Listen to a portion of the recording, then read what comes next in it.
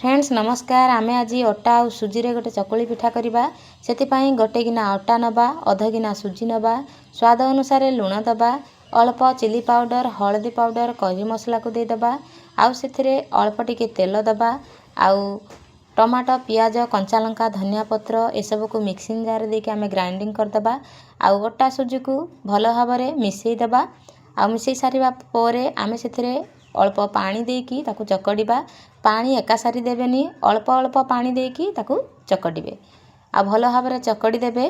चकड़ी सारिबा परे एबे सेथिरे आमे ग्राइंडिंग करके रखिथिबा पियाज टमाटो धनिया पत्र कंचा लंका ए सब को देकी ताकू भल भाव में मिसई देबा। आउ आपण माने जदि फेसबुक पेज रे देखुचंती मो रेसिपीटी आपण मानकु पसंद आसुची ताहले प्लीज मो पेज को लाइक कमेंट शेयर करिवे फॉलो करिवे। आउ चकड़ी सारिबा परे आमे तावा रे देकी बैटर को चकुली पिठा करवा।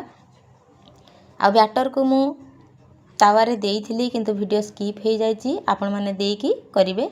आउ चकुली पिठा को किछि समय कवर कर देबे आउ किछि समय परे चकुली पिठा को ओलटेई देबे आउ एबे सेथिरे अल्प टिके तेल दे देबा आउ पुणी किछि समय रेस्ट छाड़ी देबा।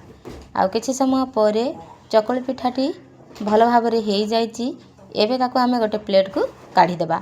आशा करूची ए रेसिपीटी आपण मानकु निश्चय पसंद आस्थिबो। एई चकुली पिठा को आपण माने खाली पाटरे खाई परिबे किंबा जे कोनोसी तरकारी सहित खाई परिबे।